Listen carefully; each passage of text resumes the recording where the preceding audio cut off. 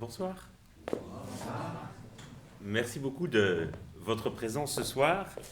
Je voudrais que nous consacrions la soirée à discuter ensemble euh, de la manière dont la question du climat aujourd'hui s'impose de plus en plus comme une question politique, c'est-à-dire fondamentalement une question de choix collectif et donc une question fondamentale en démocratie.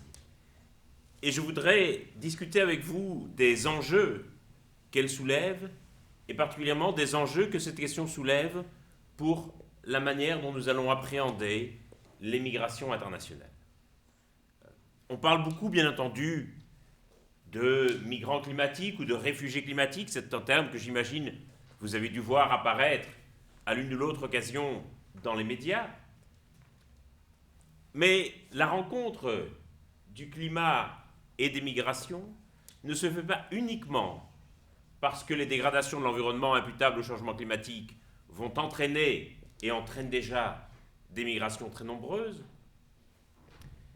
mais la rencontre entre ces deux grands enjeux du XXIe siècle se fait aussi parce qu'ils posent les mêmes questions et parce qu'ils soulèvent les mêmes enjeux.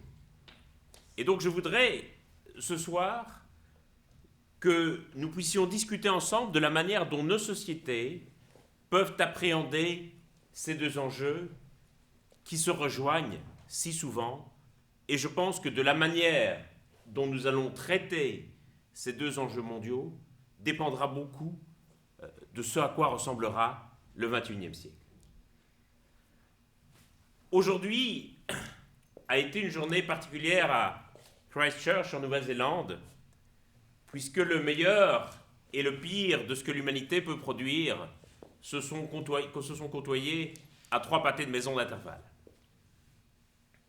Pendant que des centaines d'écoliers néo-zélandais se mettaient en grève, sortaient de leur salle de classe et défilaient dans les rues pour demander une action plus ambitieuse et plus résolue sur la question du changement climatique, à 3 pâtés de maison de là, un terroriste d'extrême droite australien abattait 49 personnes dans une mosquée. On avait, à 100 mètres d'intervalle, dans une même ville et sur une même journée, à la fois ce que l'humanité peut produire de meilleur et ce que l'humanité peut produire de pire. Et ces deux événements étaient tous les deux provoqués par une action qui, au moment où elle s'est déroulée, a pu paraître relativement insignifiante. Les grèves d'étudiants pour le climat qui ont mobilisé aujourd'hui dans le monde, dans à peu près 120 pays, environ 1 million d'écoliers et d'étudiants, ont commencé simplement parce qu'une jeune adolescente suédoise, Greta Thunberg, c'est un vendredi assise devant le Parlement suédois plutôt que d'aller en classe. Et elle a répété l'opération vendredi après vendredi jusqu'à ce que des journalistes commencent à s'intéresser à cette jeune adolescente qui passait ses vendredis assise devant le Parlement suédois avec une pancarte qui disait « Grève scolaire pour le climat ». Et c'est cette action de cette jeune fille qui aujourd'hui a déclenché ce mouvement mondial qui, on le sent bien, est en train de traverser toute la société et dont la jeunesse se trouve à l'avant-garde. L'attentat de Christchurch a lui aussi été déclenché par quelque chose qui, sur le moment, a pu paraître relativement insignifiant. Ce qui a motivé le tueur, selon ses propres dires et selon ce qu'il a posté sur Internet, c'est un voyage qu'il a effectué en France en 2017. Un voyage au cours duquel il a pu découvrir la théorie fumeuse du grand remplacement, qui est une théorie inventée de toutes pièces par un idéologue d'extrême droite, Renaud Camus. Et c'est en lisant les écrits de Renaud Camus que ce terroriste s'est convaincu qu'il y avait un phénomène de grand remplacement qui était à l'œuvre, et c'est ça qu'il a décidé à abattre 49 personnes dans une mosquée. Cette théorie du grand remplacement, on aurait très bien pu ne jamais en entendre parler si les médias ne s'y étaient pas intéressés et si certains politiques en France n'avaient pas repris à leur compte cette théorie. Un candidat qui a particulièrement contribué à populariser cette théorie, c'est Nicolas Dupont-Aignan. Il faut pouvoir dire qu'il porte aujourd'hui, à mon sens, une responsabilité directe dans la mort de ces 49 personnes. Et donc, ce qui est frappant, c'est de voir à quel point, dans nos sociétés qui sont traversées par des interrogations et des insécurités profondes, c'est de voir à quel point le pire peut entraîner le pire, comme le meilleur peut entraîner le meilleur. Et que nous sommes, je crois, à un moment charnière, à une sorte de carrefour ou de bifurcation qui peut nous faire assez rapidement basculer d'un côté comme de l'autre, d'autant plus que, bien entendu, cet effet est amplifié par les algorithmes des réseaux sociaux qui ont tendance, bien entendu, à vous exposer aux idées qui sont déjà proches de celles que vous avez. D'où vient cette insécurité profonde dans nos sociétés qui, je pense, fait que les questions du climat et des migrations matérialisent ces bifurcations et ces choix de société? Je pense que ça tient au fait que nos frontières deviennent floues. Le système d'organisation du monde, tel qu'il a été conçu au XVIIe siècle aujourd'hui, repose encore largement sur les principes du traité de Westphalie, qui est signé en 1648 pour mettre un terme à la guerre de 30 ans en Europe. Et pour mettre un terme à cette guerre de 30 ans en Europe, les grandes puissances de l'époque vont se mettre d'accord sur la création d'un concept nouveau, celui de souveraineté nationale. Pour dire les choses assez platement, l'idée de la souveraineté nationale, c'était que chacun s'occupe de son propre territoire et de sa propre population. C'est à partir de ce moment-là qu'on va découper l'Europe en frontières et qu'on va imaginer une triple juxtaposition, une triple coïncidence des frontières. Il va d'abord y avoir le territoire comme fondement de l'État, et on va décider qu'à chaque territoire correspond une population et qu'à cette population correspond un souverain. On va donc empiler l'une sur l'autre les frontières géographiques du territoire, les frontières démographiques de la population et les frontières politiques de l'autorité et de la souveraineté. Et c'est cette triple juxtaposition des frontières qui va, encore aujourd'hui, déterminer l'ordre du monde. Et on sait l'importance aujourd'hui que continue d'avoir ce concept de souveraineté nationale. Et pourtant, ce concept de souveraineté nationale, il est battu en brèche un peu partout. Les frontières territoriales sont battues en brèche par le changement climatique. Les frontières démographiques sont battues en brèche par les migrations et les frontières politiques sont battues en brèche par la mondialisation. Aujourd'hui, le changement climatique va modifier profondément la géographie physique des pays et donc on va voir que toute une série de concepts fondamentaux sur lesquels reposent aujourd'hui les relations internationales, à commencer par celui de frontières, sont profondément transformés. Ce sera la première partie de l'exposé. On va voir ensuite que les frontières démographiques sont elles aussi profondément questionnées. qu'on a aujourd'hui des pays qui accueillent sur leur territoire plusieurs populations et qu'une même population se trouve dispersée sur plusieurs territoires. Et puis, les frontières politiques sont également bouleversées par la mondialisation. Quel gouvernement peut encore aujourd'hui prétendre avoir la maîtrise de la totalité de son territoire ou la totalité des actions de sa population? C'est ce qu'avait à la fois très bien et très maladroitement déclaré Lionel Jospin au moment de la fermeture d'une usine d'assemblage de voitures dans le Nord. Lionel Jospin, alors Premier ministre, se rend sur le site de l'usine qui va fermer parce qu'on a décidé de délocaliser les sites de production. Il est alpagué par des syndicalistes qui lui disent « Que fait le gouvernement? Que faites-vous pour empêcher cette délocalisation ?» Et Jospin a cette réponse qui va lui coûter beaucoup politiquement, mais qui est en même temps très vraie. Il dit « L'État ne peut pas tout. Je suis, en tant que Premier ministre, impuissant par rapport à votre situation. Vous allez perdre votre emploi parce que quelqu'un d'autre a décidé qu'on a délocalisé l'usine et je ne peux rien faire pour empêcher cela. »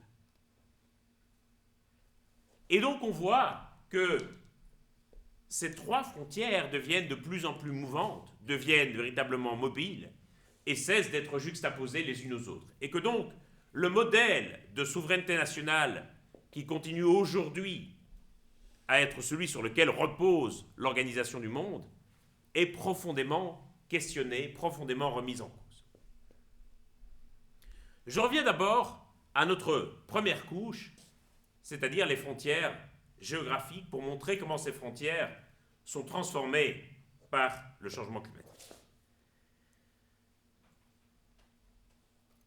Depuis la révolution industrielle, nos émissions de gaz à effet de serre n'ont cessé d'augmenter et continuent d'augmenter à un rythme tout à fait soutenu.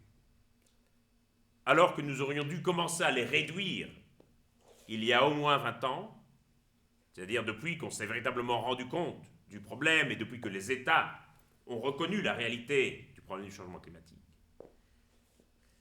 eh bien, au lieu de commencer à réduire les émissions, nous continuons à augmenter les émissions année après année. Aujourd'hui, le taux de concentration de gaz à effet de serre dans l'atmosphère s'établit à 411 parties par million. Qu'est-ce que ça veut dire 411 parties par million? D'abord, il faut savoir que lorsque les gaz à effet de serre sont émis, ils s'accumulent dans l'atmosphère et ils peuvent rester dans l'atmosphère, selon les gaz, entre plusieurs dizaines d'années jusqu'à plusieurs milliers d'années. Le dioxyde de carbone, pour prendre le gaz à effet de serre le plus connu et le plus important, en tout cas celui d'origine humaine le plus important, peut rester dans l'atmosphère jusqu'à 2 siècles environ. On sait historiquement que le taux de concentration de gaz à effet de serre dans l'atmosphère était jadis de 280 parties par million. On le sait grâce à la paléoclimatologie, c'est-à-dire l'étude des climats passés, et aux expéditions que les scientifiques mènent au pôle Nord et au pôle Sud, où ils vont extraire des carottes de glace, c'est-à-dire de tubes de glace, et en décomposant ces tubes de glace en laboratoire, ils vont parvenir à reconstituer la composition de l'atmosphère au moment où la couche de glace s'est formée, simplement parce que la glace, en se formant par couches successives, emprisonne à chaque fois la composition de l'atmosphère. Et donc, en analysant ces glaces qui se sont formées il y a des milliers d'années, les scientifiques ont pu établir que, historiquement, le taux de concentration de gaz à effet de serre dans l'atmosphère était remarquablement stable depuis des milliers d'années à 280 parties par million. Et que, à partir de la fin du XVIIIe siècle, c'est-à-dire à partir du début de la révolution industrielle, d'un coup, ces gaz commençaient à monter en flèche jusqu'à atteindre aujourd'hui 411 parties par million. Et année après année, on gagne environ 2 parties par million par an. L'accord de Paris nous dit qu'il s'agit de ne pas dépasser une hausse de température de 2 degrés en moyenne d'ici la fin du siècle, et même si possible de 1,5 degré. À quoi correspondent ces hausses de température en termes de concentration de gaz à effet de serre? Une hausse de température de 1,5 degré correspond à 350 parties par million. Une hausse de 2 degrés correspond à 450 parties par million. Nous sommes donc à 411. Ça veut dire que nous avons donc déjà dépassé le seuil de concentration de gaz à effet de serre qui nous permettrait de stabiliser la température à 1,5 degré et que nous nous approchons très dangereusement et très rapidement du seuil de 450 parties par million. Vous n'aurez pas besoin d'un doctorat en algèbre pour calculer que si nous sommes à 411 parties par million en 2019, que nous augmentons de 2 parties par million année après année, eh bien, faites le calcul vous-même, d'ici 15 à 20 ans, nous y serons. Ça veut donc dire qu'il y a, littéralement, le faux là, qu'il y a péril en la demeure. Or, et c'est là où cela devient subtil, ces objectifs dans l'accord de Paris sont exprimés en température et pas du tout en concentration de gaz à effet de serre. Pourquoi est-ce qu'on n'a pas dit dans l'accord de Paris il faut faire maximum 350 ou 450 parties par million? Pourquoi est-ce qu'on a dit 1,5 degré ou 2 degrés? Pour une raison extraordinairement cynique. Le taux de concentration des gaz à effet de serre dans l'atmosphère, on peut le mesurer immédiatement, année après année. Chaque année, on peut dire le taux s'établit cette année à X ppm et il a augmenté de X ppm. Par contre, l'augmentation de température, c'est une augmentation qui se produit avec un effet retard.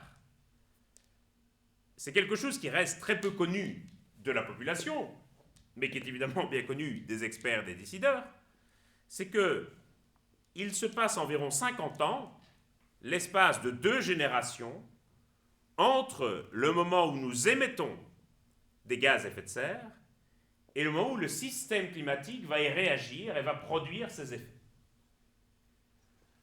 En d'autres termes, les effets du changement climatique que nous observons ces années-ci, avec les records de chaleur qui sont battus mois après mois, année après année, ce n'est pas l'effet de nos propres émissions, c'est l'effet des émissions de nos parents et grands-parents. Et de la même manière, les émissions que nous produisons aujourd'hui, eh bien, sortiront leurs effets en quelque sorte d'ici une cinquantaine d'années, d'ici 2 générations. C'est ce que les jeunes ont parfaitement compris en défilant dans la rue. Ils se rendent parfaitement compte de l'injustice qu'ils vont subir et du poids considérable que nous faisons peser sur leurs épaules, parce qu'ils savent bien que pendant toute la durée de leur vie, les impacts du changement climatique vont aller de mal en pis.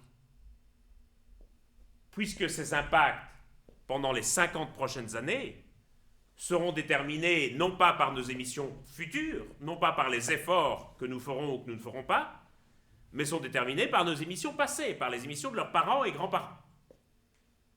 Et donc il y a une sorte d'injustice phénoménale, bien entendu, puisque ces jeunes qui étaient dans la rue aujourd'hui savent parfaitement que pendant toute la durée de leur vie, ils devront subir un climat de plus en plus chaud. Et que s'ils font les efforts aujourd'hui, ils n'en verront en quelque sorte le résultat que lorsqu'ils seront à la retraite. Ça a évidemment un côté un peu démotivant pour l'action individuelle. L'idée que, quoi qu'on fasse pour réduire nos émissions de gaz à effet de serre, les impacts du changement climatique sont prédéterminés pour les 50 prochaines années. Et je pense que c'est une difficulté sur laquelle nous n'avons pas encore suffisamment travaillé dans les politiques de réduction des émissions, dans les politiques de communication au grand public, et que si on ne communique pas sur ce phénomène physique rapidement, on va au-devant de cruelles désillusions avec des gens qui vont faire de plus en plus d'efforts, sincèrement, mais qui vont avoir l'impression que leurs efforts ne servent à rien, puisqu'ils n'en voient pas la traduction en termes d'effets concrets. Et la psychologie de base nous apprend que pour que l'homme modifie le cours de ses actions, il faut qu'il ait la possibilité de faire l'expérience des conséquences de ses actions. Les enfants seront toujours attirés par les flammes et par le feu, jusqu'à ce qu'ils aient pu faire l'expérience eux-mêmes de la brûlure. Et que tant qu'ils n'ont pas fait l'expérience du feu dans leur chair, le feu continuera à les attirer.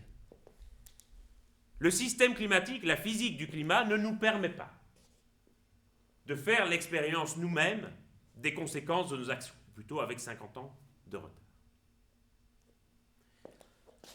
Et donc, si dans l'accord de Paris, on a inscrit un objectif en termes de température plutôt qu'en termes de concentration de gaz à effet de serre, c'est parce que ceux qui ont négocié l'accord de Paris savaient parfaitement bien qu'au moment où l'on pourrait juger de l'atteinte ou non des objectifs, ils seraient tous morts.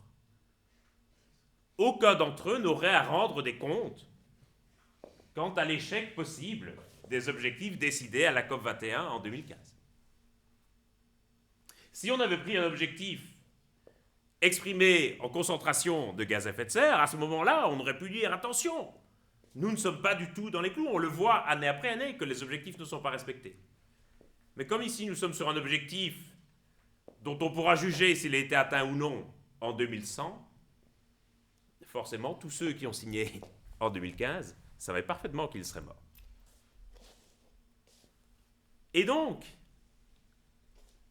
voilà l'état actuel aujourd'hui de nos émissions. L'autre problème de l'accord de Paris, et je ne veux certainement pas le jeter aux orties, cet accord est important et marque un cadre important. L'autre problème, c'est qu'il y a un décalage absolu entre les objectifs collectifs affichés et écrits noir sur blanc et la réalité des politiques climatiques.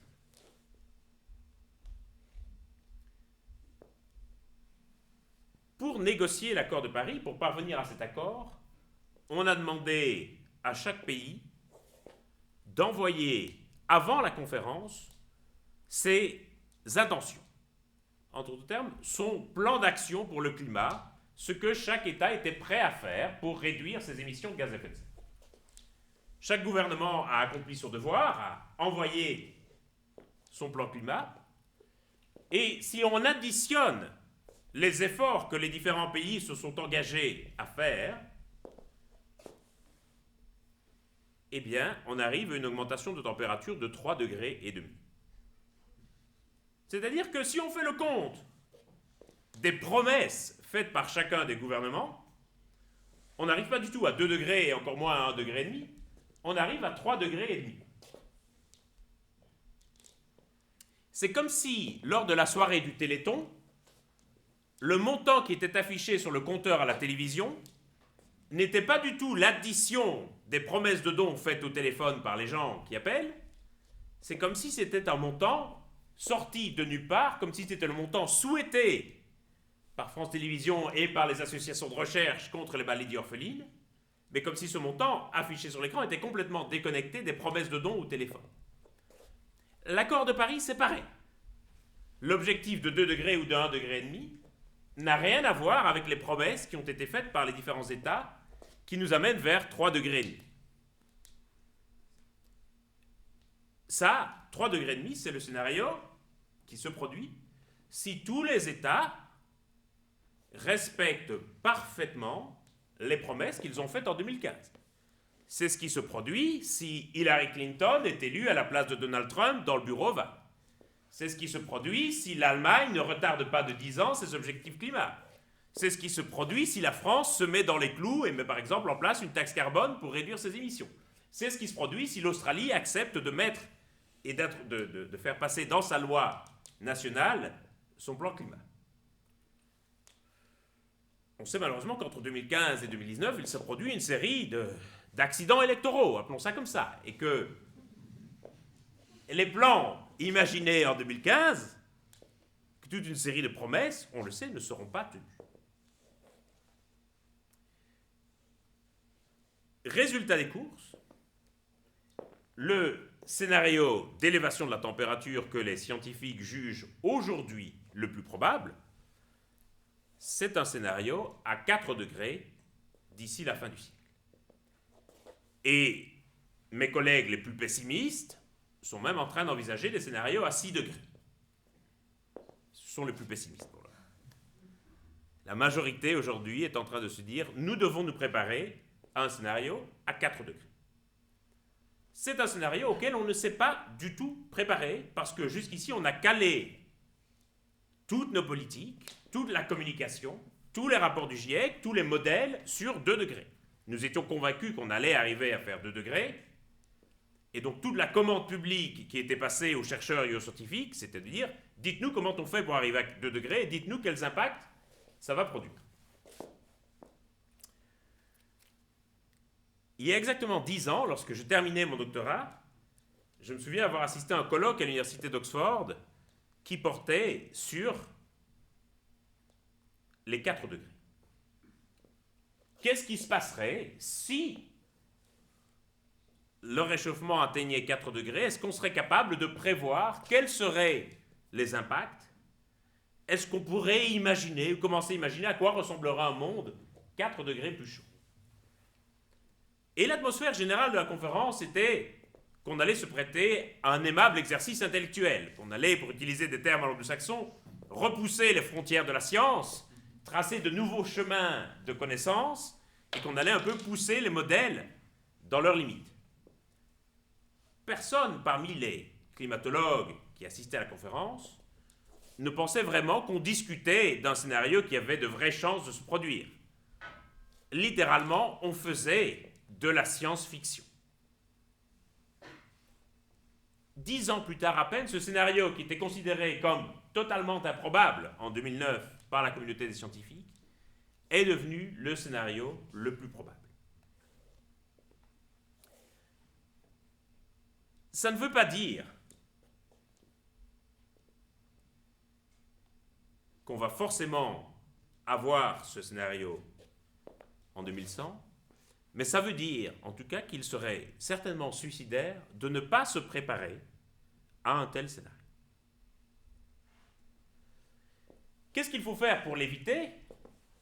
Pour éviter d'être sur cette trajectoire des 4 degrés et revenir sur la trajectoire des 2 degrés, pour nous donner une bonne chance d'arriver à 2 degrés, il faut diviser les émissions mondiales de gaz à effet de serre par 2 d'ici 2050. Décalage de 50 ans, donc pour avoir un résultat en 2100, il faut agir avant 2050. Il faut diviser globalement les émissions mondiales de gaz à effet de serre par 2. Bien sûr, on ne peut pas demander le même effort aux pays industrialisés et aux pays en développement. Et donc le consensus, c'est de dire que les pays industrialisés doivent diviser leurs émissions par 4, c'est le fameux facteur 4.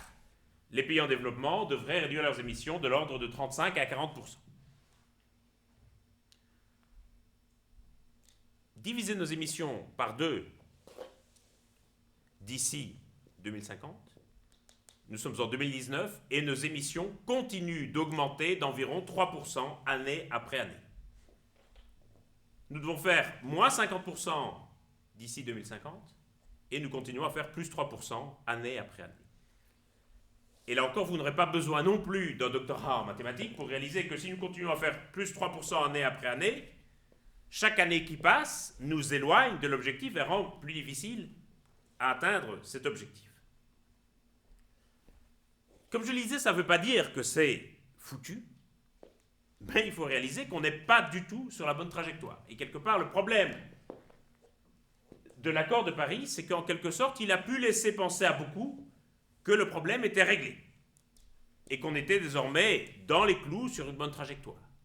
Je suis très frappé, notamment lorsque je discute avec des représentants des gouvernants des pays du Sud, combien sont convaincus que l'accord de Paris a réglé le problème, comme si c'était une sorte de ligne d'arrivée, alors que c'est un point de départ.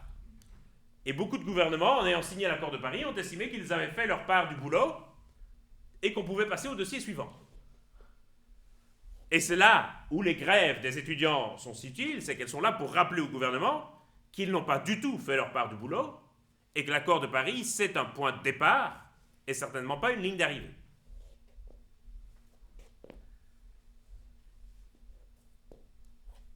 Depuis le début de la révolution industrielle, la température mondiale s'est accrue d'environ 1,2 degré. Ce qui veut dire que lorsqu'on parle de 2 degrés d'augmentation d'ici 2100, ce n'est pas 2 degrés par rapport à 2019 ou par rapport à 2015.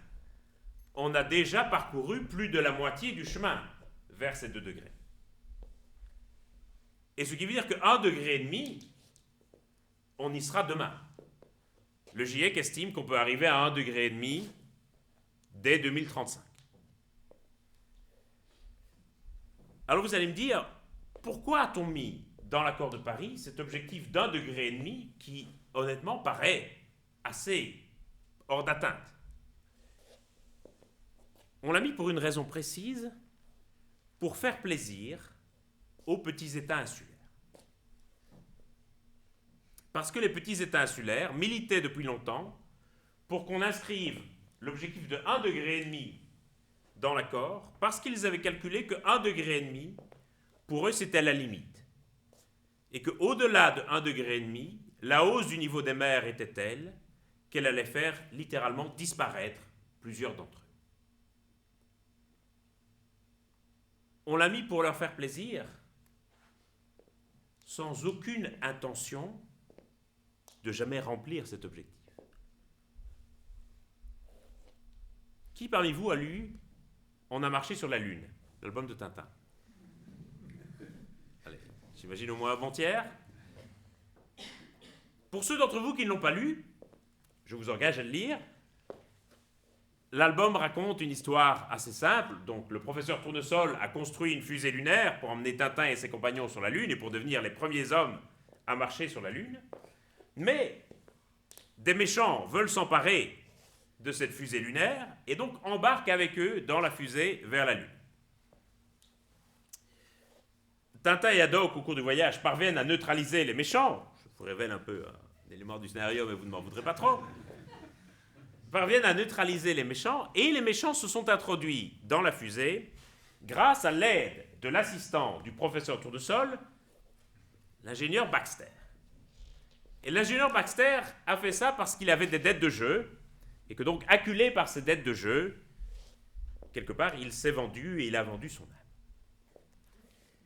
Le problème que vont rencontrer Tintin et ses compagnons, une fois neutralisés les bandits, c'est qu'ils n'ont plus suffisamment d'oxygène que pour revenir sur Terre dans la fusée, parce qu'ils sont plus nombreux dans la fusée que ce qui avait été prévu. Et au cours du voyage retour, alors qu'ils cherchent une solution et qu'ils se rendent compte qu'ils vont manquer d'oxygène et qu'ils risquent de tous mourir avant de pouvoir rentrer sur Terre, l'ingénieur Baxter, pris de remords, va se sacrifier et donc va sauter dans le vide, dans l'espace, de manière quelque part à donner sa vie dans l'espoir d'une rédemption et dans l'espoir que Tintin et ses compagnons puissent arriver sains et saufs sur Terre. Et lorsque Hergé soumet les planches à son éditeur, à l'époque, Tintin paraissait dans un journal catholique, le rédacteur en chef du journal tique et dit « Écoute, ça ne va pas. Nos jeunes lecteurs vont croire qu'il s'agit d'un suicide et il est hors de question que notre publication catholique fasse l'apologie du suicide. » Et donc Hergé s'énerve un peu et dit « Mais pas du tout, ce n'est pas un suicide, c'est un sacrifice. » Et l'éditeur lui dit, écoute, ça n'apparaît pas clairement dans la planche, il faudrait que tu donnes une sorte d'élément, gros comme un camion, pour dire aux jeunes lecteurs, attention les amis, ce n'est pas un suicide, c'est un sacrifice. Et donc Hergé, sous la pression, va consentir à ajouter un petit mot que Baxter va laisser à ses compagnons pour expliquer son geste. Et dans cette petite note manuscrite que Baxter laisse dans la fusée, il ajoute un post-scriptum qui dit Quant à moi, peut-être un miracle me permettra-t-il d'en réchapper. C'est un sacrifice, c'est un suicide. Il garde l'espoir de rester en vie. Et dans les entretiens qu'il a donnés plus tard, Hergé dira que c'est un des grands regrets de son œuvre, c'est d'avoir cédé à la pression de son éditeur et d'avoir ajouté ce post-scriptum en disant « Je me suis renseigné pendant des années et des années pour essayer de construire l'album qui soit le plus crédible possible d'un point de vue scientifique. J'ai consulté des astrophysiciens, des astronomes pour avoir un album qui tienne la route. Et d'un coup, tout cet édifice de crédibilité scientifique tombe par terre à cause de ce post-scriptum. Baxter est astrophysicien, il est ingénieur, il sait parfaitement qu'en sautant dans le vide sans équipement, il n'a aucune chance de survivre. Mais je l'ai fait pour faire plaisir à mon éditeur. L'objectif de 1,5 degré de l'accord de Paris, c'est en quelque sorte le post-scriptum de l'ingénieur Baxter. C'est quelque chose qu'on a ajouté pour faire plaisir aux petits États insulaires, sous leur pression, tout en sachant très bien que c'était un objectif impossible à atteindre. Et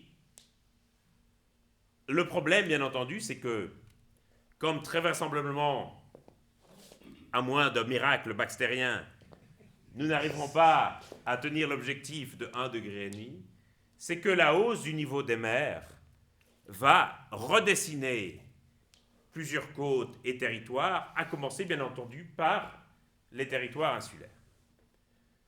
Plusieurs d'entre eux, Tuvalu, Kiribati, les îles Marshall, les Maldives, sont situés à quelques mètres d'altitude seulement.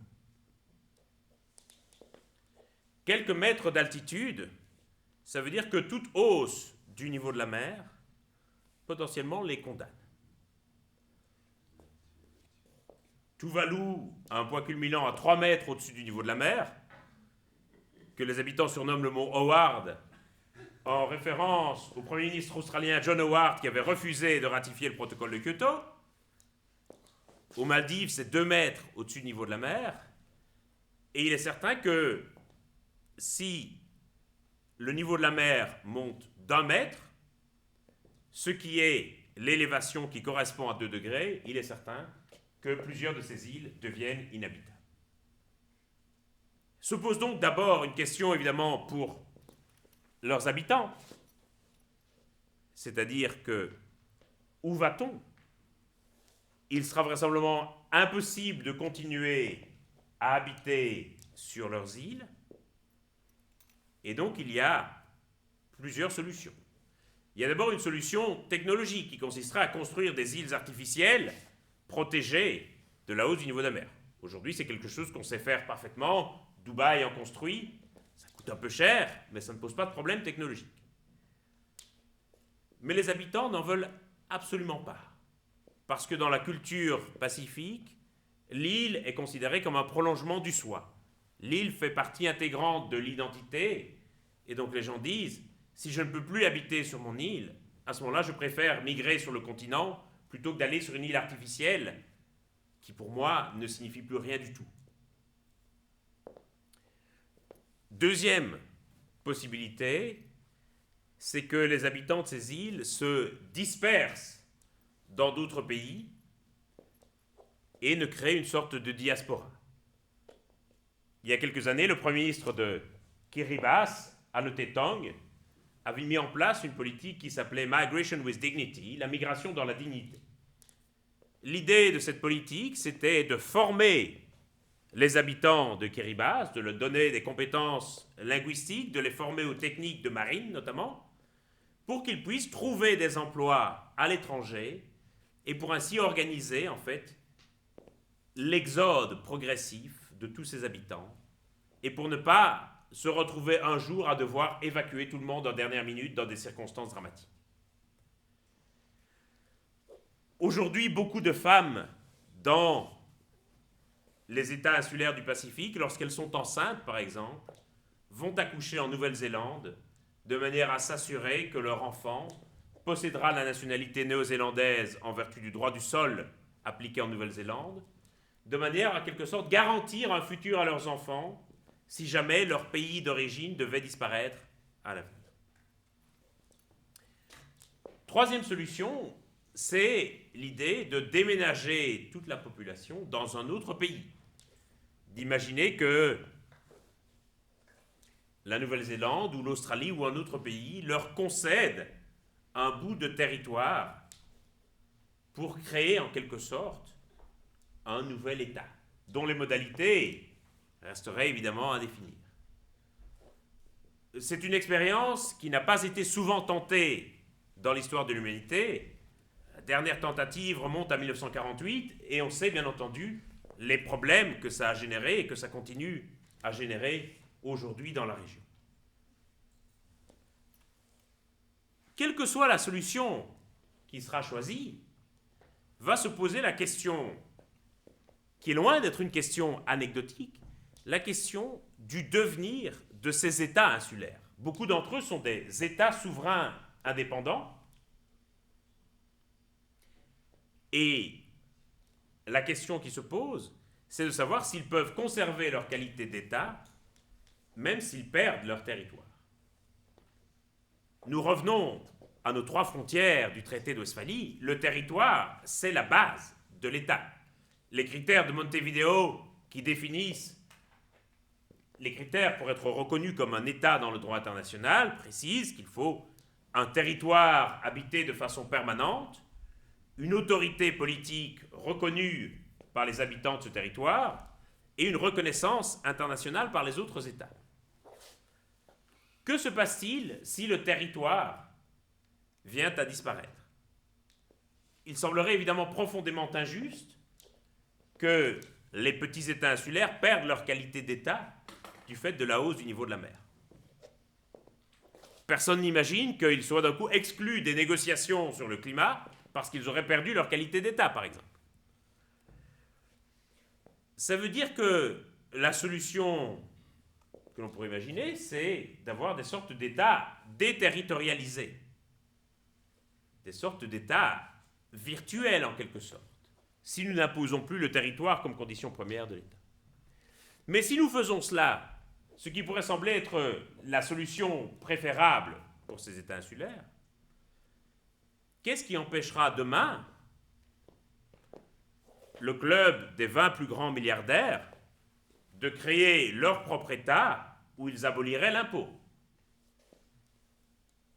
Qu'est-ce qui empêchera demain Daesh de créer son propre califat islamiste?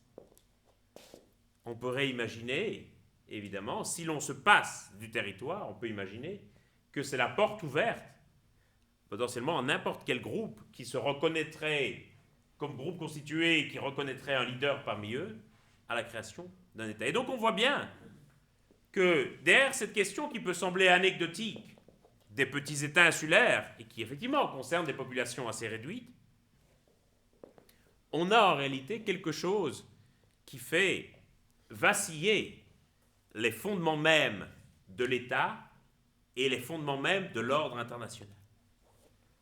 Sans prendre la question des petits États insulaires, si le niveau de la mer monte d'1 mètre, ce qui, je le rappelle, est pour le moment le scénario le plus optimiste, c'est-à-dire le scénario où nous respecterions les objectifs de l'accord de Paris, un pays comme le Vietnam, par exemple, perdrait environ 26 000 km². 26 000 km², c'est 10% de la superficie du Vietnam. Et comme le Vietnam est une longue côte, on imagine difficilement que le gouvernement vietnamien puisse ériger une énorme digue sur toute la distance de sa côte. Et donc, le gouvernement vietnamien va devoir vraisemblablement choisir entre les zones de son territoire qu'il va protéger et celles qu'il va sacrifier à la hausse du niveau de la mer. C'est déjà ce qui est en train de se passer. Il y a quelques années, le gouvernement vietnamien a mis en place un programme qui s'appelle Living with Floods, vivre avec les inondations, et qui vise à relocaliser des dizaines de villages du delta du Mékong vers les collines intérieures. Ça veut dire que le gouvernement du Vietnam a déjà acté le fait que le delta du Mékong, à l'avenir, serait inhabitable et qu'il fallait dès à présent commencer à déplacer les populations. Ça se fait au prix de violations des droits de l'homme. Le Vietnam reste une dictature communiste. Souvenons-nous en France de la fois où nous avons tenté de déclarer certaines zones inondables et de relocaliser les populations. C'était au moment de la tempête Xynthia en Vendée, lorsque le gouvernement avait établi des zones inondables, les fameuses zones noires, dans la région de la Faute-sur-Mer et de l'Aiguillon-sur-Mer. Et on a vu la bronca pas possible que ça avait soulevé, et comme les populations avaient refusé l'idée d'être relocalisées, malgré les conditions financières très avantageuses qui étaient proposées à l'époque par le gouvernement. Et donc si la France n'avait pas été capable de relocaliser quelques dizaines d'habitations en Vendée, imaginons l'ampleur du défi que cela pose pour un pays comme le Vietnam, qui quelque part acte le fait que demain, le delta du Mékong sera une zone inondée en permanence. Et c'est déjà une politique qui est à l'œuvre aujourd'hui et qui est d'ores et déjà mise en place. J'ai peine, personnellement, à imaginer, sans être trop pessimiste, j'ai peine à imaginer qu'un pays accepte ainsi de perdre 10% de son territoire sans réclamer des comptes et de compensations. La quasi-totalité des guerres et des conflits à travers l'histoire se sont organisés autour de la question du territoire.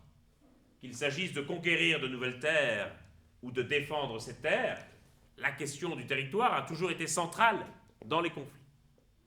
Et on a ici un pays qui perdrait 10% de sa superficie sans demander des comptes à personne. À un moment donné, il faudra trouver des mécanismes de compensation. Un autre pays qui serait dévasté par une hausse du niveau des mers d'1 mètre, c'est évidemment le Bangladesh. Le Bangladesh est un pays de 170 millions d'habitants pour une superficie qui fait à peu près un quart de la France et donc une densité de population à peu près 12 fois plus importante. Le Bangladesh est un pays qui est à peu près complètement enclavé à l'intérieur de l'Inde. Il a avec l'Inde une des frontières les plus longues du monde, 3200 km, et surtout la moitié de son territoire est située sous le niveau de la mer. Ce qui veut dire que toute élévation du niveau de la mer aura pour le Bangladesh des conséquences absolument catastrophiques. Et la manière dont l'Inde prépare cela, c'était en achevant il y a quelques années la construction d'une gigantesque clôture à sa frontière avec le Bangladesh, une double rangée de fils de fer barbelés, avec des miradors, des soldats qui ont l'ordre de tirer à vue sur tous les migrants qui tenteraient de franchir ces barbelés, façon pour l'Inde aussi de se prémunir contre toute intrusion illégale, contre tout franchissement illégal de la frontière de la part des Bangladais. C'est la frontière clôturée la plus longue du monde. Il reste un tout petit bout de frontière qui n'est pas clôturée, c'est la frontière que le Bangladesh partage avec la Birmanie, et on sait que ces derniers mois, la frontière a été franchie dans l'autre sens, puisque le Bangladesh a accueilli en l'espace d'1 an environ 1 500 000 réfugiés Rohingyas, la minorité musulmane persécutée en Birmanie. On voit donc bien que la question de la frontière, la question de l'État lui-même, c'est-à-dire tous ces fondements liés aux frontières géographiques, sont remis en cause par le changement climatique.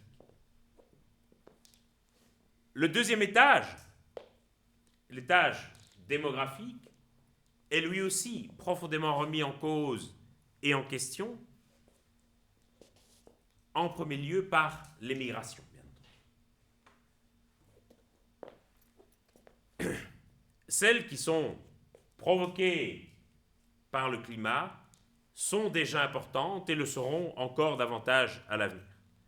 Pour vous donner un ordre d'idée, on estime aujourd'hui que chaque année, ce sont environ 25 millions de personnes qui sont déplacés par les catastrophes naturelles, donc par les dégradations brutales de leur environnement, et 86% de ces catastrophes naturelles sont d'origine hydroclimatique. On parle de sécheresse, d'inondations, de tempêtes, d'ouragans, c'est-à-dire des catastrophes qui seront aggravées et exacerbées par le changement climatique.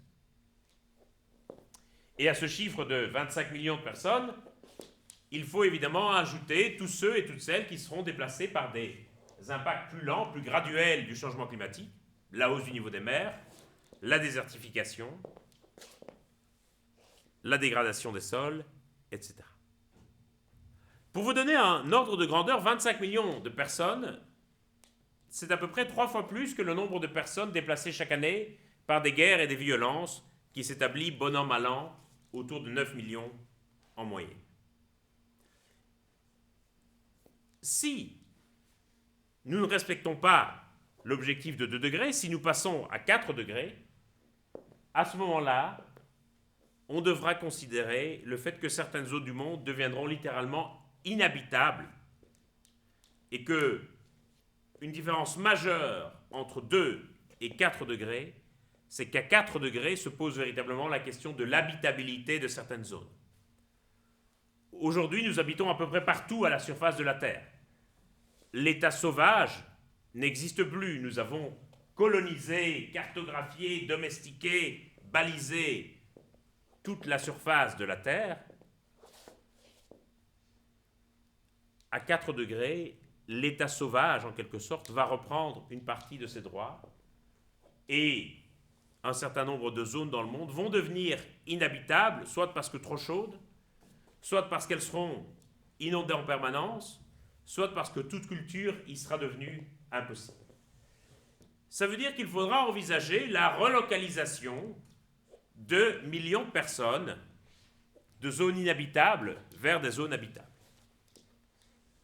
Ce n'est pas l'espace qui manque, mais la question, évidemment, sera une question politique. Lorsque quelques dizaines de migrants, ces dernières semaines, sont recueillis en Méditerranée par un bateau de sauvetage de secouristes, on voit les marchandages sordides auxquels se livrent les gouvernements européens pour se répartir ces quelques dizaines de migrants. J'en prends 17, tu en prends 5 et je relance de 12. Comment imaginer si l'arrivée de quelques dizaines de migrants et leur répartition au sein du continent le plus prospère du monde et sans doute le plus avancé démocratiquement et peut-être le plus homogène du monde, si cela provoque de telles crises et de telles tensions politiques avec un pays de cet ensemble qui cherche à quitter l'ensemble parce qu'il a l'impression de ne plus maîtriser sa politique migratoire, 52% des électeurs du Brexit ont déclaré que le déterminant premier de leur vote en faveur du Brexit, c'était la question des migrations. Si donc la gestion de ces migrations en Europe pose de telles tensions, de telles difficultés, de telles crispations politiques, comment imaginer qu'on puisse demain discuter sereinement au niveau mondial d'un plan de relocalisation de plusieurs millions de personnes? Autant dire que c'est un débat auquel nous ne sommes pas préparés du tout, du tout. Et ces migrations liées à l'environnement font évidemment voler en éclats toute une série de catégories et de cadres avec lesquels nous pensons et nous organisons les migrations. Aujourd'hui, nous considérons encore que les migrations sont une sorte d'anomalie politique. Nous sommes dans ce que j'appelle le paradigme de l'immobilité, où nous considérons que dans un monde idéal, les gens resteraient chez eux. Et donc, nous voyons les migrations comme une sorte d'anomalie, comme quelque chose de strictement conjoncturel, comme un problème à résoudre ou comme une crise à gérer si les chiffres sont plus importants que d'ordinaire. Et la gauche et la droite vont proposer des solutions différentes pour gérer ce problème, pour résoudre cette question. Mais l'ensemble du spectre politique va être prisonnier de ce paradigme qui va considérer l'émigration comme quelque chose de conjoncturel et pas du tout comme quelque chose de structurel.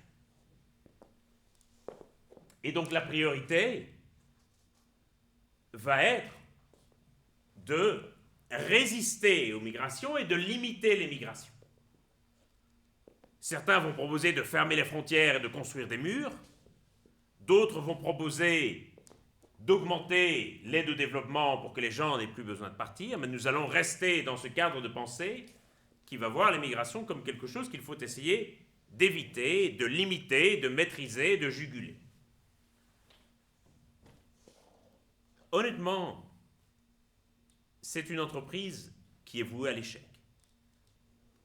Vouloir, aujourd'hui au XXIe siècle, empêcher l'émigration, c'est comme de vouloir empêcher la nuit de succéder au jour. Vous pouvez déployer tous les efforts que vous voulez, vous n'y arriverez pas. On peut préférer la nuit, on peut préférer le jour, on peut être nostalgique d'une époque où il y avait moins de migration, mais il faut aujourd'hui accepter que les migrations sont une transformation structurelle de nos sociétés. Et que nous continuons à les penser avec des cadres de pensée antédiluviens, en quelque sorte. Nous continuons, par exemple, à organiser toutes nos politiques et le droit des migrations à partir d'une dichotomie entre deux catégories, les réfugiés politiques d'un côté, les migrants économiques de l'autre. Comme s'il était possible de catégoriser les gens en fonction de leurs motifs de migration. Comme si on avait ceux qui étaient poussés à l'exil par des persécutions et par des violences et qui seraient éligibles à un régime de protection internationale, l'asile, et comme si on avait à côté ceux qui souhaiteraient simplement une vie meilleure ou un meilleur salaire et qui décideraient d'eux-mêmes de migrer et pour lesquels les gouvernements seraient libres de décider s'ils les acceptent ou s'ils les refusent. Bien entendu, les réfugiés doivent recevoir une protection particulière, parce qu'ils sont menacés dans leur pays d'origine. Mais pour autant, les catégories de réfugiés politiques et de migrants économiques ne sont pas imperméables l'une à l'autre. On n'est plus du tout aujourd'hui dans des dynamiques migratoires comme on a pu les connaître dans les années 50 ou 60, où les gens quittaient leur pays pour un autre pour une raison précise. En France, souvent pour venir travailler dans les mines ou la métallurgie parce qu'on les avait achetés à leur pays d'origine, un pays du sud de l'Europe ou du nord de l'Afrique. Aujourd'hui, les motifs de migration sont profondément mélangés les uns aux autres et vont s'influencer les uns les autres considérablement. On va avoir des gens qui migrent au départ parce que l'agriculture ne leur permet plus de nourrir leur famille, puis qui vont tomber aux mains des passeurs qui vont les faire travailler de proche en proche et qui vont construire tout un parcours migratoire, qui vont parfois se retrouver en Libye où ils vont subir des persécutions, des exactions, des viols, des tortures, et certains vont même être mis aux enchères comme esclaves sur des marchés aux esclaves, et ils vont s'enfuir, fuir des violences en prenant un bateau et en risquant leur vie en Méditerranée. Sur un parcours migratoire classique d'Afrique de l'Ouest, on va avoir une juxtaposition de motifs environnementaux, économiques et politiques. La moitié de la population de l'Afrique subsaharienne dépend directement de l'agriculture de subsistance comme première source de revenus. L'agriculture de subsistance, c'est le type d'agriculture qui est le plus vulnérable à toute variation de la température ou de la pluviométrie.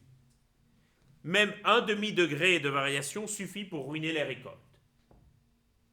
Et donc la réalité, c'est qu'une partie des migrants qui arrivent en Europe en provenance de l'Afrique de l'Ouest, en réalité, ceux que nous appelons migrants économiques parce qu'ils proviennent d'un pays qui n'est pas en guerre, nous pourrions tout aussi bien les appeler migrants climatiques ou migrants environnementaux, et vraisemblablement l'attitude de la population à leur égard serait très différente. Parce que quelque part, c'est un cadre de pensée occidental que de séparer l'environnement de l'économie. En ce qui me concerne, et j'imagine que c'est aussi le cas de la totalité ou de la quasi-totalité d'entre vous, l'argent que vous recevrez sur votre compte en banque à la fin du mois n'est pas du tout influencé par la météo qu'il a fait au cours du mois écoulé. Qu'il pleuve ou qu'il vente, je perçois le même salaire à la fin de chaque mois. Mais pour la majorité des habitants de cette planète, les ressources économiques dont ils disposent dépendent directement des conditions environnementales. Pour la majorité des habitants de cette planète, l'environnement et l'économie, c'est la même chose, parce qu'ils tirent leurs ressources de l'environnement qui les entoure. Et donc cette distinction que nous faisons entre migrants économiques ou migrants environnementaux, en réalité, dès que nous allons sur le terrain, notamment en Afrique subsaharienne, on voit bien que cette distinction tombe et n'a plus aucun sens. Si l'on prend l'autre versant de l'Afrique, la corne de l'Afrique, on a aujourd'hui toute une série de conflits localisés en Somalie, en Érythrée, au Soudan du Sud, qui sont directement liés à la dégradation des terres. Je prends l'exemple du lac Tchad, qui s'est considérablement asséché au cours des dernières années. Toutes les populations qui dépendaient du lac Tchad, que ce soit des pêcheurs ou des bergers, ont été obligées de migrer à la recherche de nouvelles terres. Et bien entendu, lorsqu'ils s'aventuraient à la recherche de nouvelles terres, ils entraient en conflit avec les occupants qui étaient déjà sur cette terre. Et c'est comme ça qu'on commençait à se monter toute une série de milices pour défendre les terres de certains groupes contre les velléités d'accaparement de ces terres par d'autres groupes. Et les réseaux terroristes locaux, Boko Haram en particulier, ont parfaitement compris tout le profit qu'ils pouvaient tirer de ces petites milices qui se montaient, et on a aujourd'hui dans la région une sorte de prolifération de petits groupes terroristes affiliés plus ou moins étroitement à Boko Haram, et qui tous se montent dans la perspective de défendre les terres d'un groupe contre les tentatives d'un autre groupe de se les accaparer. Avec un deal qui est toujours le même, où ils vont proposer à la population concernée de protéger leurs terres en échange de recrues. Et c'est comme ça que les groupes vont envoyer quelques jeunes hommes pour faire partie de ces milices, où ils vont se faire endoctriner et fanatiser. Et c'est ainsi qu'on a une situation, pardonnez-moi l'expression, qui est devenue une sorte de pétaudière autour du lac Tchad. Quand le président Macron dit qu'on ne peut pas vaincre le terrorisme international si on ne triomphe pas aussi du changement climatique, il a parfaitement raison. On lui a beaucoup reproché cette déclaration, comme s'il essayait de mettre sur le dos du changement climatique les attentats du Stade de France, du Bataclan et des cafés. Mais si on veut bien dépasser la vision franco-française, il a parfaitement raison dans une perspective globale. Et donc, ces réfugiés d'Afrique de l'Est qui fuient des conflits et des violences, c'est aussi, d'une certaine manière, des réfugiés climatiques ou des réfugiés écologiques, simplement parce que ces motifs de migration aujourd'hui se mêlent les uns aux autres. Et plus le changement climatique va s'accentuer, plus cela va renforcer évidemment le caractère structurel de ces migrations comme transformation fondamentale de nos sociétés.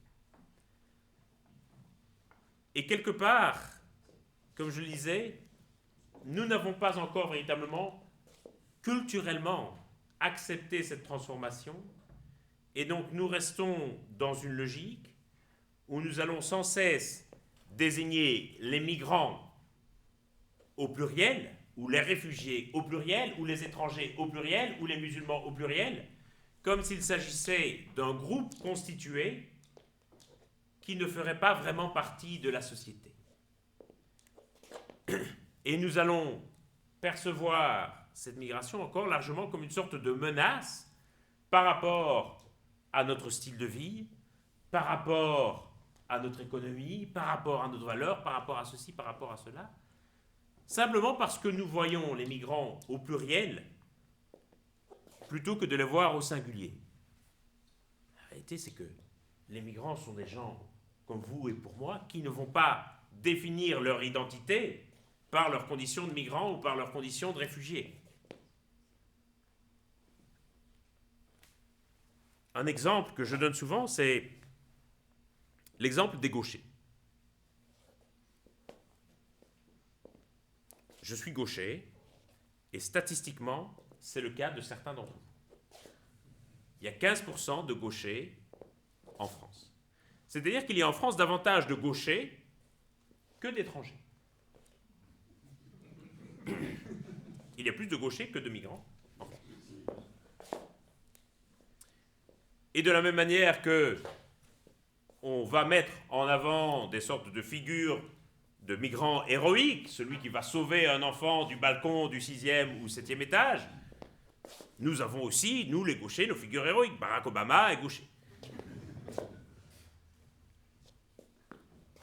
Nous, gauchers, représentons un coût considérable pour la sécurité sociale et pour les finances publiques. Nous sommes responsables d'un nombre beaucoup plus grand d'accidents domestiques et d'accidents de voiture. Et donc le coût des gauchers pour la société et pour les finances publiques, il est considérable. D'ailleurs, et c'est une injustice dont personne ne parle jamais, l'espérance de vie des gauchers est inférieure à celle des droitistes. Je suis sûr que vous ignoriez cela. C'est une grande injustice. À cause des accidents. Nous, gauchers, avons aussi nos magasins communautaires. Dans certaines grandes villes, vous allez trouver des magasins qui vendent des accessoires de bricolage ou de cuisine spécialement pour les gauchers. Et je vous garantis que les droitiers n'ont pas intérêt à mettre un pied dans ces magasins. Mais pour autant, jamais dans les débats publics, on ne va parler des gauchers comme d'un groupe constitué. Jamais personne ne va être désigné en disant « tu sais, celui-là, c'est un gaucher ».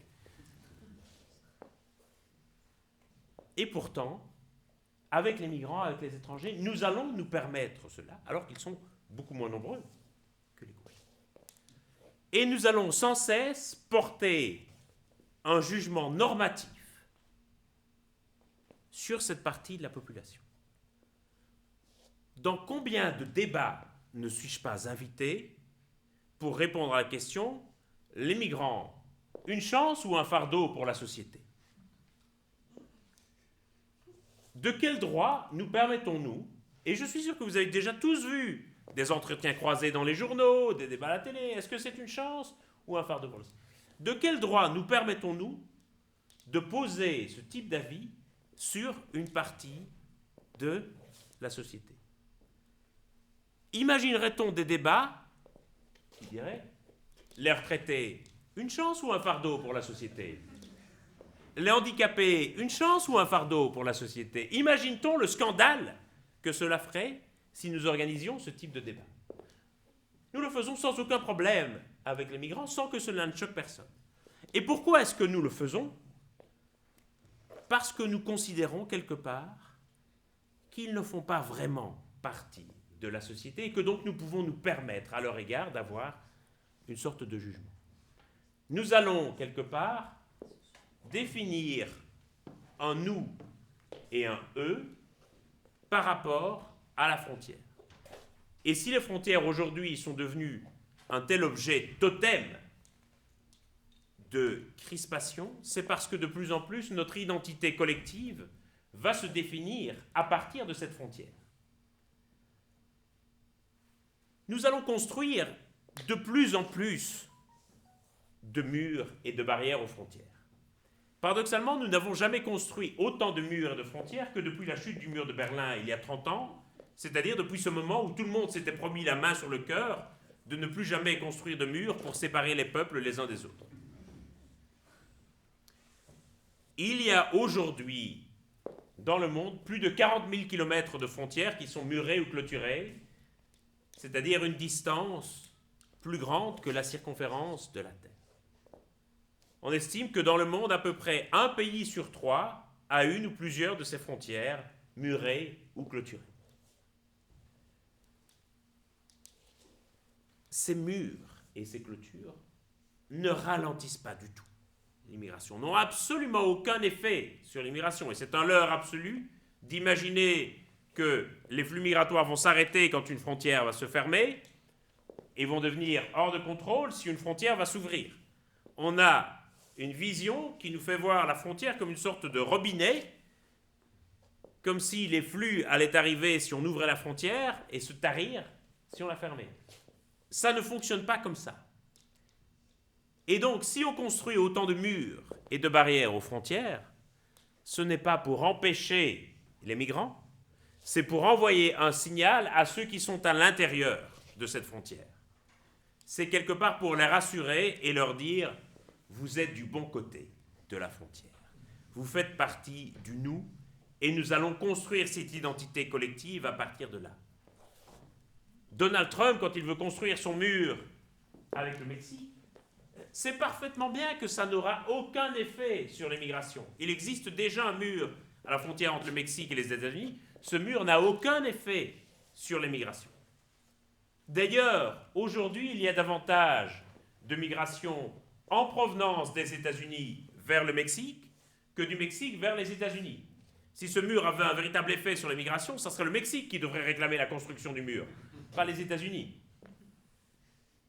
Si Donald Trump le fait, c'est parce qu'il a l'intention de se servir du mur comme d'un signal très fort qu'il veut envoyer à son électorat, en disant « nous formons une nation et cette nation, elle est définie par notre frontière extérieure. » L'Europe ne fait pas autre chose en disant « il faut renforcer les frontières extérieures de l'Union européenne ».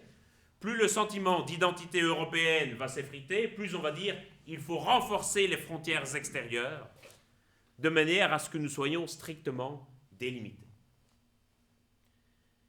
Et je dirais que c'est un fameux paradoxe, quelque part, de la mondialisation, que quelque part, plus nous sommes connectés, reliés, dépendants les uns des autres, plus nous avons en quelque sorte une sorte de volonté d'autonomisation, d'isolation les uns des autres. C'est comme si nous voulions tous devenir une petite Grande-Bretagne à nous tout seuls. Et je crois qu'aujourd'hui, nos sociétés sont profondément traversées et divisées par, effectivement, cette frontière de la mondialisation. Et j'en arrive à la troisième couche de notre édifice. Je suis frappé de voir comme il y a de plus en plus une fracture dans la société entre ceux qui vont considérer les frontières comme les scories d'un monde passé et ceux qui, au contraire, vont considérer les frontières comme une sorte de dernier rempart, comme une sorte de protection contre la mondialisation. Comme il va y avoir d'un côté l'émergence d'une sorte d'élite mondialisée, c'est-à-dire les gagnants de la mondialisation, qui va saisir à pleine main tous les avantages qu'offre la mondialisation. Je suis très frappé, par exemple, quand je suis devant mes étudiants de Sciences Po, qui incarnent effectivement une sorte d'archétype de cette élite mondialisée, de voir comme les frontières n'ont plus aucune importance pour eux. Ils se moquent de moi et me considèrent comme un vieux dinosaure parce que je leur donne cours sur les migrations, alors que je ne possède qu'un seul malheureux passeport belge. Eux en ont 3 ou 4, ont tous 3 ou 4 nationalités et jonglent avec les passeports au gré des pays où ils sont. Ils parlent tous 5 ou 6 langues, j'en parle péniblement 2,5. Et surtout, ils n'envisagent pas du tout que le reste de leur vie se passera en France. Pas parce qu'ils n'aiment pas la France, pas parce que la France ne les intéresse pas, mais simplement ils iront dans le pays qui leur offrira les meilleures opportunités professionnelles. Et quelque part, ils savent qu'ils seront partout chez eux parce qu'ils habiteront dans une sorte de ville-monde. Et que quelque part, Paris, Londres, New York ou Hong Kong, ça ne fait plus aucune différence. Et c'est une autre transformation, je pense, à laquelle on n'est pas suffisamment sensible. Ils ont tous un petit ami ou une petite amie étrangère. Sortir avec un Français ou une Française, c'est devenu le comble du ringard. Chacun va vouloir sortir avec un petit ami ou une petite amie étrangère, et heureusement, les étrangers vont être intéressés à sortir avec les Français et les Françaises, parce qu'ils vont percevoir l'avantage d'être un couple mixte, comme on dit, et donc vont complètement se projeter avec des enfants qui deviendront binationaux ou trinationaux. Je suis sûr que vous vous souviendrez du débat qu'avait lancé François Hollande sur la déchéance de nationalité pour ceux qui avaient la double nationalité et qui se livraient à des actes terroristes. Bon, on prend ça à ce qu'on veut de la proposition. Le but n'est pas ici de discuter de cette proposition, mais dire qu'à l'époque où François Hollande fait la proposition, on discute encore, on imagine que les binationaux en France représentent une toute petite minorité. La réalité, c'est que les enfants binationaux ou trinationaux vont devenir de plus en plus nombreux. Il y a 20 ans à peine encore, en France, 80% des mariages avaient lieu entre deux personnes qui habitaient à moins de 5 km l'une de l'autre. C'est-à-dire qu'on épousait son collègue, on épousait son camarade d'école, etc., etc. Aujourd'hui, bien entendu, cela vole en éclats.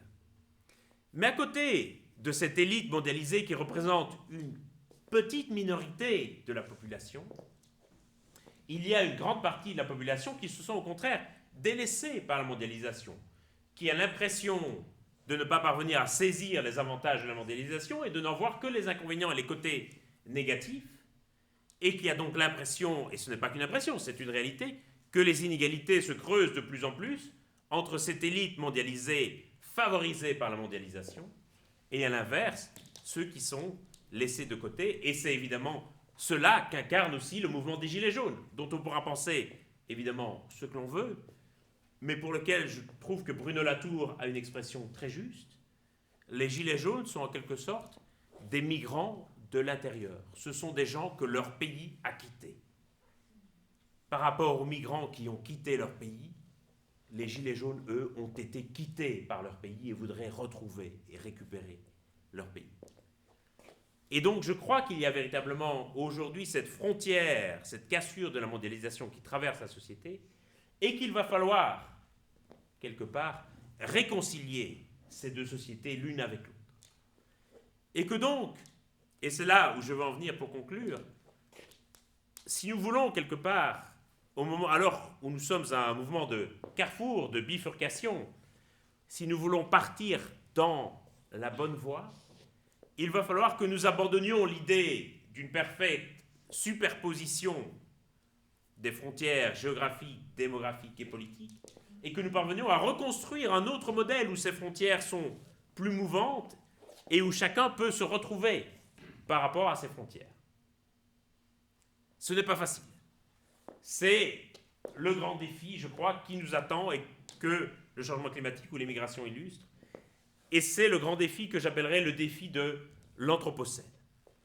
L'Anthropocène, c'est un mot que vous avez peut-être déjà lu ou entendu, qui désigne, selon les géologues, la période géologique nouvelle dans laquelle nous sommes désormais.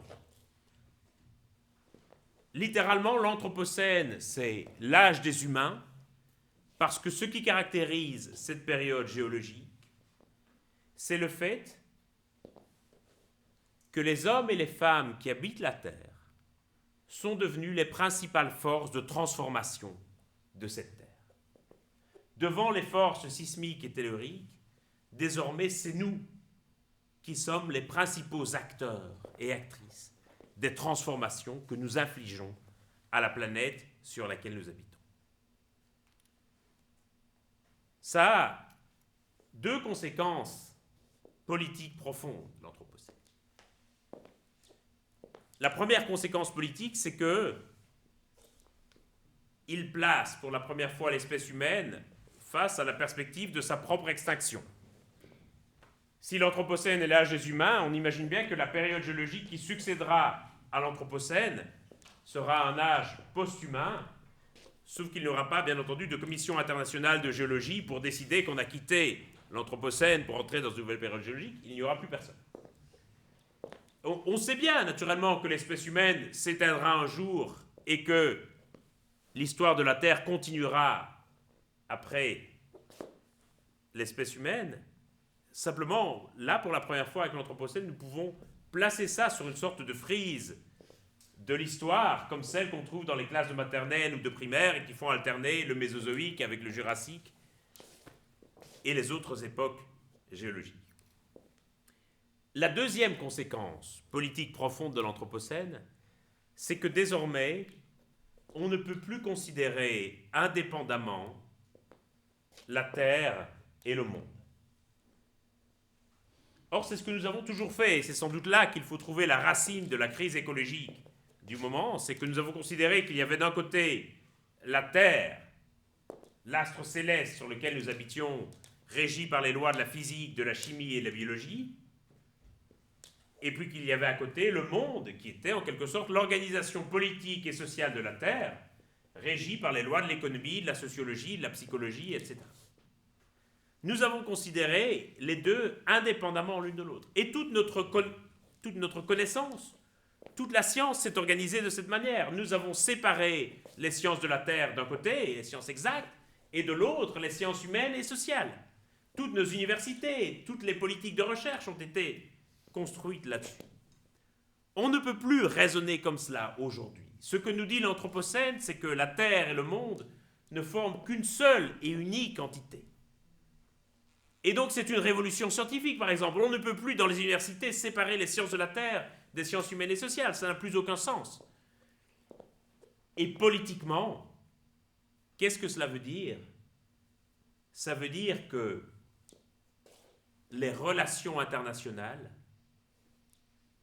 sont devenues vaines dans leur capacité à comprendre et à expliquer le monde.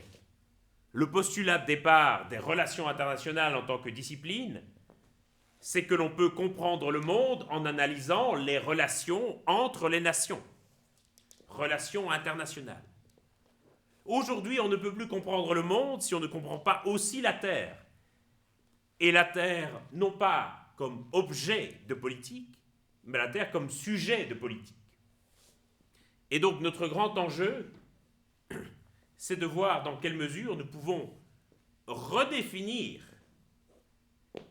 les bases des relations internationales pour littéralement réinventer une géopolitique au sens propre, une politique de la Terre qui considère non seulement les rapports entre les nations, mais également les rapports que ces nations entretiennent avec la Terre. Et donc redessiner une sorte de politique globale, littéralement. Et là où l'Anthropocène nous renvoie à la question des migrations et du changement climatique, et où il pose la même question, c'est la manière dont nous allons nous situer, nous, là-dedans.